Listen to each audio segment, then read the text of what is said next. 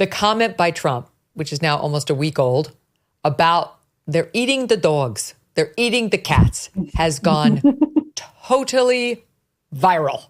It's everywhere. The left tried to make memes out of it to mock him, and it got completely turned into a pro-Trump meme that everybody has been sharing and forwarding, and they've effectively gotten they're eating the pets into the mind of pretty much every single American in this country. Here are some examples. They're eating the dogs, the people that came in. They're eating the cats. They're eating the pets. They're eating the pets of the this people guy's my favorite, that this live dog. there. They're eating the cats. Eat the cat. Eat the cat. They're eating the dogs. They're eating the cats. Eat the cat. Eat the cat. They're eating the dogs. They're eating the cats. Eat the cat. Eating the dogs. They're eating the cats. Eat the cat. Eat the cat. They're eating the dogs. They're eating the cats. Eat the cat. Eat the cat. They're eating the dogs. Whoa, whoa, whoa, whoa. They're eating the cats. Meow, meow, meow, meow. They're eating the pets of the people that live there. Towns don't want to talk about it because they're so embarrassed by it. In Springfield, they're eating the dogs. They're eating the cats. They're eating the pets. And this is what's happening in our country. They're eating the dogs. They're eating the cats. They're eating the pets. And this is what's happening in our country. That's amazing. The elephant sound. And this, here's how I'd like to toss it to you. Scott Adams, who is the guy behind the Dilbert cartoon and just a brilliant guy. My God, Scott Adams is truly like scary smart in his insights into us Americans and the way we behave. And it's because, well, for a bunch of reasons, but one of which is he took a class in hypnosis and came early on to understand the power of persuasion. And that's why when everybody dismissed Trump as a joke in 2015, Scott Adams, the Dilbert guy, was like, nope, he's going to win. He's going to win the whole thing.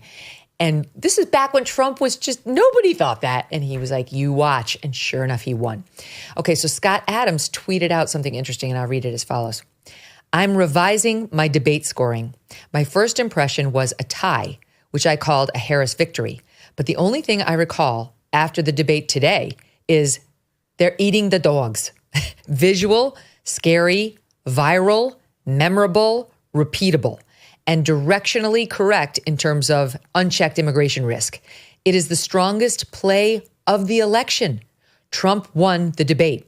I got to stop underestimating his game.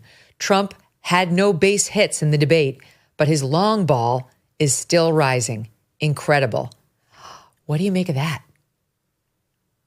There might be something to it because honestly, the more it reminds me of a problem that Republicans legitimately have on abortion, which is that the more that it's being talked about, whether the story is positive or negative for any given Republican candidate, it's reminding voters that they generally disagree with what they believe the Republican position on abortion is, which is generally what the corporate press is telling them it is. But in this case, the more that immigration is being talked about and debated, the more that you're debating whether migrants have frightened people in a small town in Ohio.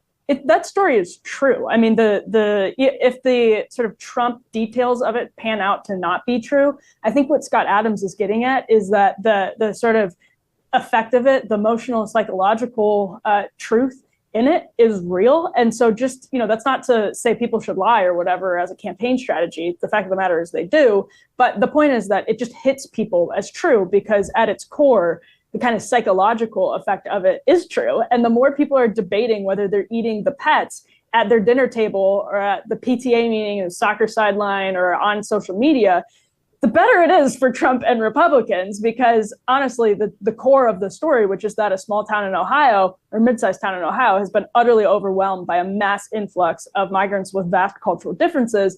That is true, and people don't like it. So A, that generally is true, and B, people disagree with Biden and Harris on it in a massive animating way. So when you combine those two things, I mean, a week out, it's looking like this line is iconic. And the more people think about and talk about the line, honestly, the better it is for Trump and Republicans. That might be like, It might be some political gymnastics to get there, but there might be something to that. How does the mainstream media, so-called, not understand this. They should get that this is actually a very bad issue for her. Like, stop repeating it, because it brings up the issue of migration and immigration, legal and illegal, and makes people frustrated and upset. They don't like this issue. This is not a good issue for the Democrats. And that's going to be known now, either as the debate in which he said, they're eating the dogs, they're eating the cats, or the debate in which ABC News allegedly conspired to cheat and throw a presidential election in the direction of one candidate. We'll see whether the whistleblower affidavit it comes through. But at best, they've got cheating in that scenario, as opposed to Trump's meme about the dogs. Imagine waking up one day to find out your home no longer belongs to you, that someone somewhere has stolen your property right out from under you. It sounds unthinkable, but it is a sad reality for some American homeowners and a risk for anyone that owns property. House stealing.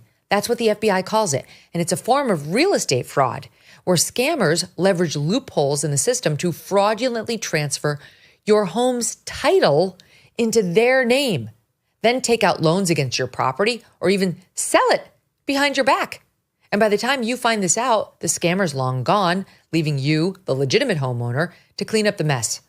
But right now, triple lock protection is available through HomeTitleLock.com, offering 24/7 title monitoring, alerts, and restoration services. You can sign up today at HomeTitleLock.com and use the promo code Megyn for 30 days of protection for free and a comprehensive title scan to make sure that you're not already a victim of this kind of thing. It's promo code Megyn and HomeTitleLock.com, or just by using the link below. Thanks so much for watching. If you like what you just saw, hit the subscribe button for more clips and full episodes.